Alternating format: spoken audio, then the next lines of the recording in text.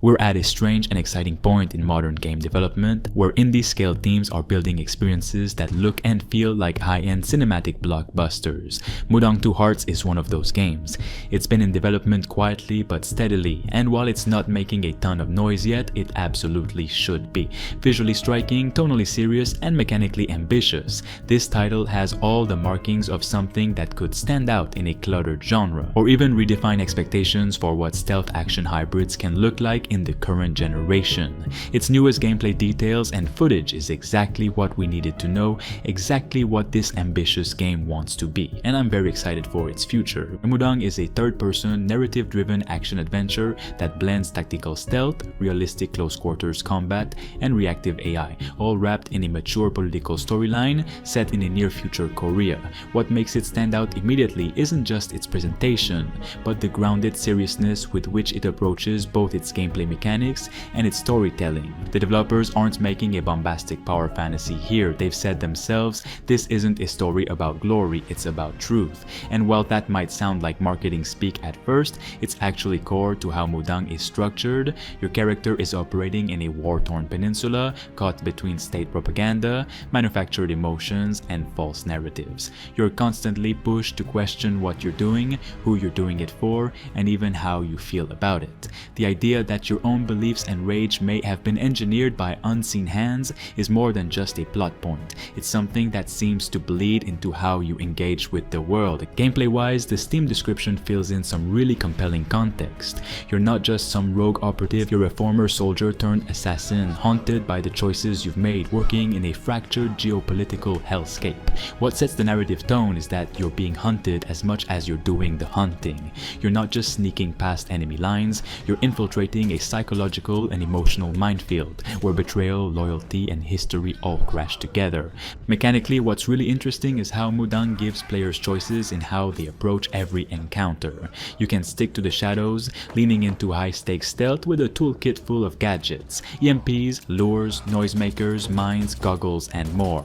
Or you can go full CQC using a surprisingly deep system of melee and environmental takedowns, both lethal and non-lethal, that take clear influence from real-world Korean Special Forces tactics. The team went so far as to motion capture real active duty soldiers to make sure those movements felt right. And it does. Every repair, every reload animation, every vault, every takedown, it all looks like it belongs in a gritty high-stakes infiltration sim, not a glossy action flick. And if you want to just go in loud, you can. There's a full arsenal of firearms, the ability to adapt your tactics in the middle of a mission, and an AI system that reacts intelligently in real time. Enemies don't just follow predictable paths, they investigate anomalies, react to sounds, and communicate with each other. Knock out a light or take down a guard and others will notice. And if they find a clue that something's off, they don't just raise the alarm, they'll try to flank you, coordinate ambushes, or lock down areas. It's reactive, unpredictable, and according to the developers, all built from scratch. There's also a real attention to the physicality of the world. Movement is slower than in most modern shooters, but that's by design. Every motion has weight. You're not just sprinting and sliding everywhere. You're carefully navigating through uncertain territory, constantly aware that a mistake could cascade into a total mission failure.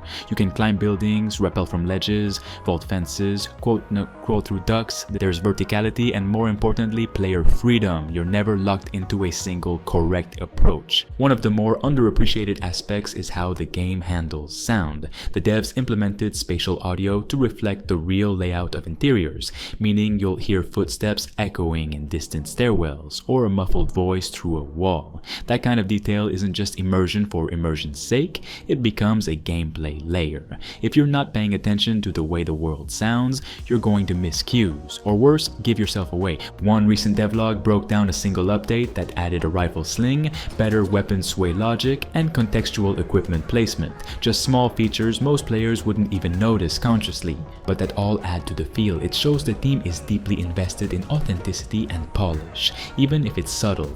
The environments reflect this same care. You've got dense, decaying urban war zones, cracked streets filled with burned out vehicles, and collapsed buildings. There are interiors that feel suffocating and lived in, filled with makeshift barricades, flickering lights, and signs of previous conflicts. Some of the maps seem wide open at first, but then you realize how layered they are. Rooftops, underground tunnels, hidden hidden entry points. Others are just dead ends, forcing you to improvise or double back when a plan falls apart. You're not just facing generic guards either. There are different classes of enemies: patrols, scouts, saboteurs, heavies, engineers. Some use your same gear: cloaking devices, flashbangs, motion sensors. And occasionally you'll face someone who doesn't follow the rules. A boss, yes, but not in a shoot them 80 times until they die way. These are designed as one-on-one mind games. You're meant to feel thrown off balance, and honestly, that might be where Mudang is at its best, in that space between confidence and paranoia.